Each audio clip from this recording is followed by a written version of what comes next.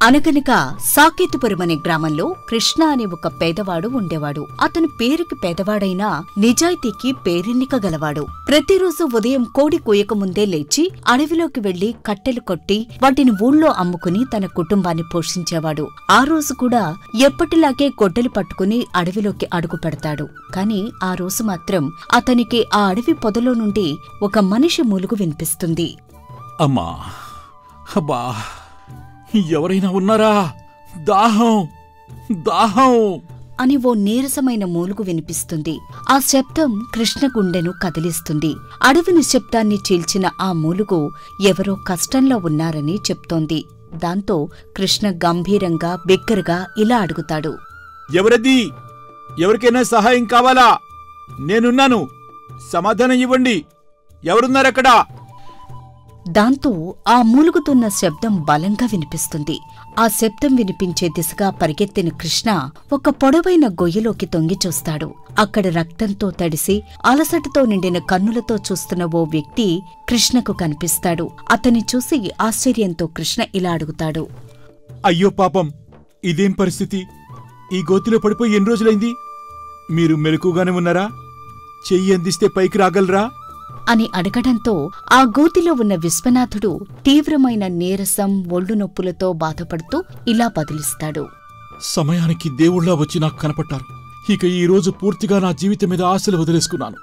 నా పేరు విశ్వనాథుడు, వ్యాపారిని.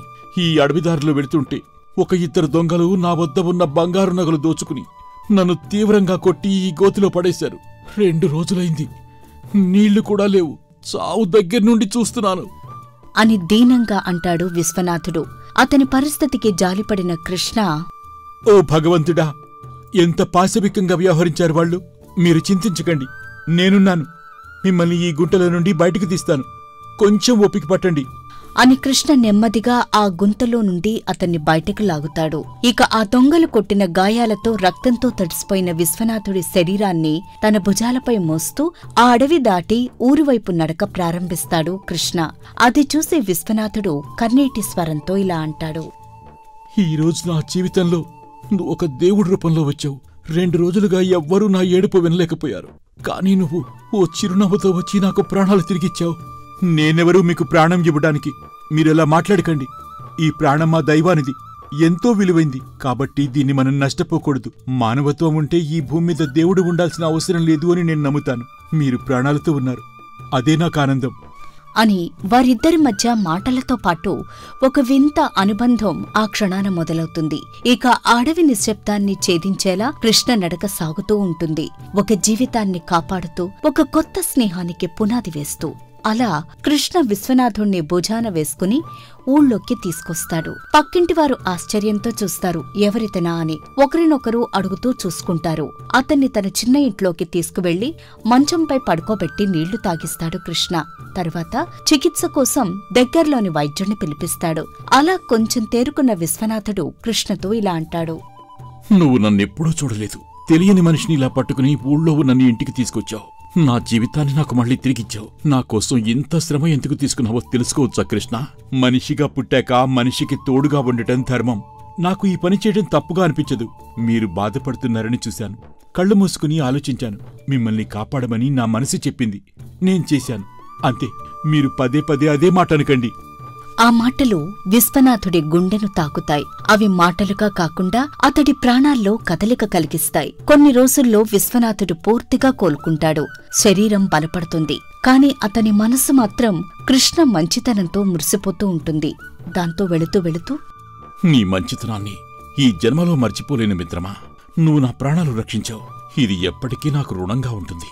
దయచేసి ఈ బంగారు నాణాలు తీసుకో అని తన దగ్గర ఉన్న బంగారాన్ని కృష్ణకు ఇవ్వాలని అనుకుంటాడు విశ్వనాథుడు.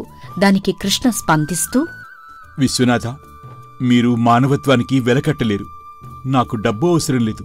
నేను మీకు చేసిన సహాయం డబ్బు కోసం కాదు, ఒక సాటి మనిషిగా చేశాను. దయచేసి నా స్నేహాన్ని డబ్బుతో కొలవకండి ఆ మాటలు విశ్వనాథుడి గుండెను మరింతగా తాకుతాయి. దాంతో అతను కృష్ణను కౌగిలించుకుని చిరకాల మైత్రికి ఆమోదముద్ర వేస్తాడు. అప్పటినుండి వారి మధ్య జరిగిన పరిచయం ఒక గొప్ప స్నేహంగా మారుతుంది. అలా కృష్ణ ఒక సాధారణ జీవితం కొనసాగిస్తూ ఉంటాడు. కాని అప్పుడప్పుడు కొన్ని అవసరాలు ఎదురయ్యేవి. డబ్బు కోసం అతను ఇతరుల వద్ద అప్పు తీసుకునేవాడు. కాని విశ్వనాథుణ్ణి మాత్రం ఎప్పుడూ అడగలేదు. అది తెలుసుకుని విశ్వనాథుడు తనలో తాను ఇలా అనుకునేవాడు. ఇతనికి డబ్బు అవసరం ఉన్నప్పుడు అది అడక్కపోవడంలోనే గౌరవం ఉందేమో అనిపిస్తోంది. కాని నేనెప్పుడైనా అడగమని చెప్పినా అతను వినడు. నేను సహాయం చేస్తే దూరంగా వెళ్ళిపోతాడేమోనని భయం కలుగుతోంది. ఈ కృష్ణ నా నుండి ఏమీ ఆశించడు. నాకు నిజమైన స్నేహితుడు. అలా వారి మధ్య మాటలు తక్కువవుతాయి. కాని మనసులు మాత్రం దగ్గరగా ఉన్నట్టే అనిపించేవి. వాస్తవానికి ఇద్దరూ ఒకరిపై ఒకరు ఎంతో గౌరవం కలిగి ఉంటారు. కాని ఆ గౌరవం మాటల కన్నా మౌనంగా ఉండేది. అలా కొంతకాలానికి కృష్ణ రాధ అనే అమ్మాయిని పెళ్లి చేసుకుంటాడు. దాంతో అతనికి కుటుంబ కష్టాలు మొదలవుతాయి. ఒకరోజు విశ్వనాథుడితో తన భర్తకు ఉన్న స్నేహబంధం గురించి తెలిసిన రాధ ఇలా అడుగుతుంది. యాండి, మన పరిస్థితి మనకు రోజు గడవడమే చాలా కష్టంగా ఉంది కదా. మరి మీరు మీ స్నేహితుడి విశ్వనాథుడి దగ్గర ఒక్కసారి సహాయం అడిగితే ఏమైపోతుంది? మీరతని ప్రాణం కాపాడారు కదా. ఈ కష్టంలో అతని సహాయం పొందితే బావుంటుంది కదా. లేదు లేదు, అతడు ధనవంతుడు కావచ్చు, నేను పేదవాడిని కావచ్చు. కాని మా మధ్య స్నేహం నిలవాలంటే దానికి ధనం అడ్డు రాకూడదు. నేనడిగితే అతడి మనసులో నా పరిస్థితికి ఏదో బాధ కలగవచ్చు. అతన్ని బాధపెట్టే ఈ నా మైత్రి అసలెందుకు? అందుకే అతన్ని నేను ధన సహాయం అడగను అని అతని సహాయం అడగడానికి తిరస్కరిస్తాడు కృష్ణ. ఇక వారి స్నేహం గౌరవంతో కూడుకున్నది. కాని ఆ గౌరవం మాటలే లేకుండా మౌనంగా మారుతోంది. మరోవైపు విశ్వనాథుడి హృదయం బాధతో నిండిపోతోంది. దాంతో తనలో తాను ఇలా అనుకుంటాడు. కృష్ణకి అవసరమున్నా నన్నెందుకు అడగటం లేదు? ఒకవేళ నేను మాట్లాడి సహాయం చేస్తే అతను దాన్ని తప్పుగా భావిస్తాడా? ఏమో, మా స్నేహం ధనం ముందు చిన్నదైపోతుందేమో అని అతన్ని అడగడానికి సంకోచిస్తూ ఉంటాడు విశ్వనాథుడు. కాలం గడుస్తుంది. కృష్ణ జీవితం మాత్రం మారలేదు. తక్కువ ఆదాయం, ఎక్కువ అవసరాలు, ఇవే అతడి దైనందిన జీవితం. ఓ రోజు కృష్ణ భార్య రాధ అస్వస్థతకు గురవుతుంది. మొదట చిన్న జలుబుగా అనిపిస్తుంది. కాని రోజులు గడిచేసరికి వ్యాధి తీవ్రత పెరిగి అది ప్రాణాపాయంగా మారుతుంది. ఆమెను పరిశీలించిన వైద్యుడు ఇలా అంటాడు. ఇది సాధారణ జలుబు కాదు కృష్ణ. దీన్ని మామూలు మందులతో నయం చేయలేం. రాజధానిలో ఒక పెద్ద వైద్యుడికి చూపించండి. అయ్యా, మీకు తెలిసిన మంచి వైద్యుడెవరైనా ఉన్నారా? నా భార్య ప్రాణాన్ని ఎలాగైనా కాపాడుకోవాలి. కాని నా వద్ద వారికి ఇచ్చేంత సొమ్ము లేదు. ఉన్నారు. ఈ రాజ్యంలో మొత్తం ఉన్నది ఒక్కడే వైద్యుడు. అతనే రాజవైద్యుడు దేవరాజు. ఆయన తప్ప మరెవరూ ఈ వ్యాధిని నయం చేయలేరు. కాని ఆయన ఇక్కడకు రావాలంటే చాలా ఖర్చవుతుంది. నువ్వు చూస్తే అది భరించలేను అంటున్నావు. మరి ఇక నీ భార్య ప్రాణాలు ఎలా కాపాడాలి అని అనడంతో కృష్ణకు కాళ్ళు చేతులు ఆడలేదు. నోటమాట రాలేదు. కనుచూపు మస్కబారుతుంది. రాధపై ప్రేమతో పొంగిపోయిన గుండె భరించలేని కష్టంతో మరింత విచ్ఛిన్నమైపోతుంది. దాంతో నిస్సహాయంగా తనలో తాను ఇలా అనుకుంటాడు. ఇప్పుడు అంత పెద్ద మొత్తంలో డబ్బు నేను ఎక్కడ్నుంచి తీసుకురావాలి? నేను ఎవరి దగ్గరికి వెళ్ళి అడగాలి? ఎవరు నా పరిస్థితికి జాలిపడి నన్ను ఆదుకుంటారు? అంటే ఇప్పుడు ఆ డబ్బు లేకపోతే ప్రాణాలు కూడా విలువలేనట్టేనా అని తనలో తాను కుమిలిపోతూ ఉంటాడు కృష్ణ. అయితే ఈ విషయాన్ని పరోక్షంగా తెలుసుకున్న విశ్వనాథుడు ఒక్క క్షణం కూడా ఆలోచించకుండా వెంటనే తనే స్వయంగా రాజవైద్యుడు దేవరాజు వద్దకు వెళ్లి, దేవరాజు గారు, ఈ సమయంలో నాకు మీ సహాయం చాలా అవసరం. నా స్నేహితుడి భార్య ప్రాణాపాయంలో ఉంది.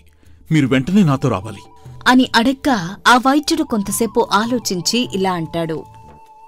సరే, నువ్వు కోరినట్టు నేను నీతో పాటు వస్తాను. కాని అందుకుగాను నాకు రోజుకు ఒక వరహా అవసరమవుతుంది. చికిత్స పూర్తయ్యేందుకు 30 రోజులు పడతాయి. మొత్తం 30 వరహాలు కావాలి. మీరు అది ఇస్తాను అంటే వెంటనే నేను మీతో బయలుదేరి వస్తాను. అయ్యా, ఒక నిండు ప్రాణం కాపాడటానికి ఎంత ఖర్చైనా పర్వాలేదు. మీరు వెంటనే నాతో రండి. మీకు అవసరమైనంత మొత్తం నేను చెల్లిస్తాను అని చెప్పడంతో దేవరాజు విశ్వనాథుడితో కలిసి వచ్చి చికిత్స ప్రారంభిస్తాడు. దాంతో రాధ ఆరోగ్యం క్రమంగా మెరుగవుతుంది. 1 నెల రోజుల పాటు చికిత్స జరిగిన తర్వాత ఆ కుటుంబంలో సంతోషం తిరిగి వస్తుంది. దాంతో కృష్ణ తన భార్యను చూస్తూ ఆనందంతో ఇలా అంటాడు. రాధా, నేను నిన్ను మళ్ళీ ఇలా చూస్తానని అనుకోలేదు. ఆ సంతోషంలో కూడా కృష్ణ మనసుకు మాత్రం ప్రశాంతత లేదు. అతడు తన స్నేహంలో ఎప్పటికీ దూరంగా ఉంచదలుచుకున్న విషయం ధనం. ఇప్పుడు అది అతని స్నేహం మధ్యలో నిలిచింది. దాంతో కృష్ణ తనలో తాను ఇలా అనుకుంటాడు.